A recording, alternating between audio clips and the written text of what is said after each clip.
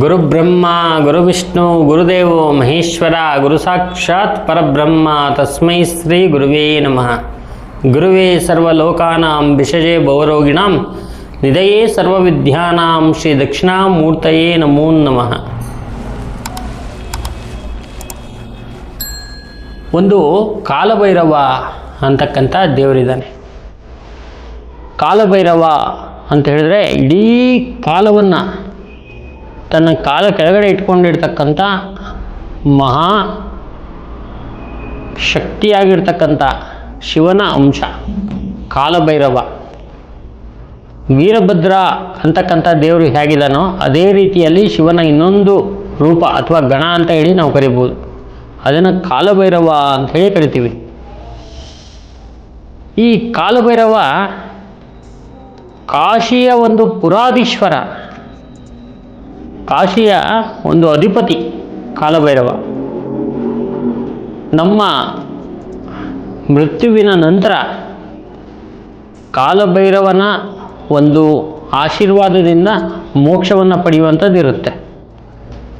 ನಮ್ಮ ಜೀವಿತಾವಧಿಯಲ್ಲಿ ಕಾಲಭೈರವನ ಒಂದು ಕೃಪೆಯಿಂದ ನಮಗೆ ಬರುವಂತಹ ಒಂದು ಗ್ರಹಬಾಧೆಗಳು, ಎಷ್ಟೋ ಜನ ಹೇಳ್ತಾ ಇರ್ತಾರೆ ಶನಿ ನಿಮಗೆ ನಡೀತಾ ಇದೆ, ತೊಂದರೆ ಮಾಡುತ್ತೆ, ಹಾಗೆ ಮಾಡುತ್ತೆ, ಹೀಗೆ ಮಾಡುತ್ತೆ, ರಾಹು ನಡೀತಾ ಇದೆ, ಸರ್ಪದ್ದು ದೋಷಗಳು, ಕುಜ ನಡೀತಾ ಇದೆ, ಮದುವೆ ಆಗಲ್ಲ, ಮಕ್ಕಳಾಗಲ್ಲ, ಇದೆಲ್ಲ ಹೇಳ್ತಾ ಇರ್ತಾರೆ. ಆದರೆ ಈ ಎಲ್ಲ ಗ್ರಹಗಳನ್ನು, ನವಗ್ರಹಗಳನ್ನು ಕೂಡ ಕಂಟ್ರೋಲ್ ಮಾಡುವಂತಹ ಒಂದು ವಿಶೇಷ ಶಕ್ತಿ ಯಾರಪ್ಪ ಅಂದರೆ ಕಾಲಭೈರವ. ಈ ಕಾಲಭೈರವನ ಕೈಯಲ್ಲಿ ಪ್ರತಿಯೊಂದು ವಿಚಾರದಲ್ಲೂ ಕೂಡ ಅನುಕೂಲವನ್ನು ಮಾಡಿಕೊಡುವಂತಹ ಒಂದು ಶಕ್ತಿ ಇದೆ. ಭೈರವ ಶಕ್ತಿ ಅಂಥೇಳಿ ಕರಿತೀವಿ.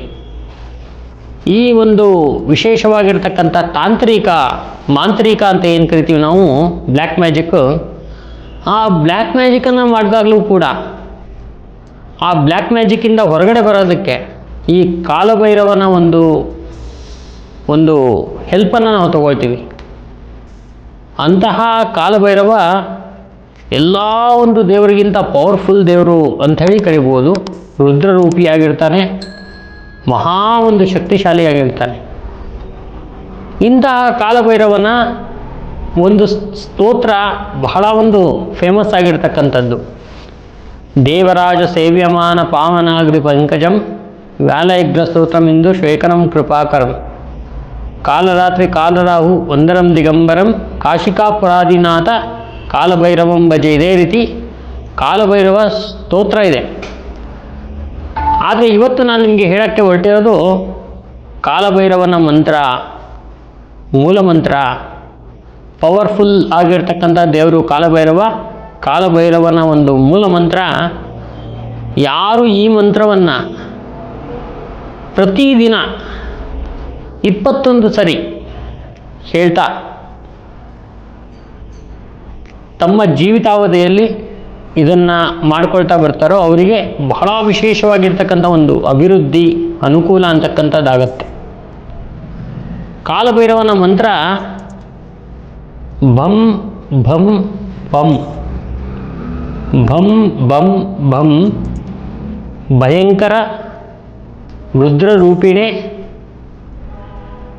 ಶರೀರಾಮೃತ ಮಹಾಯೋಗಿನೇ ಕಾಲಭೈರವಾಯ ಐಂ ಐಂ ಹ್ರೀಂ ಹ್ರೀಂ ಶ್ರೀಂ ಶ್ರೀಂ ಹೂಂ ಫಟ್ ಕಾಲಭೈರವಾಯ ನಮೋ ನಮಃ.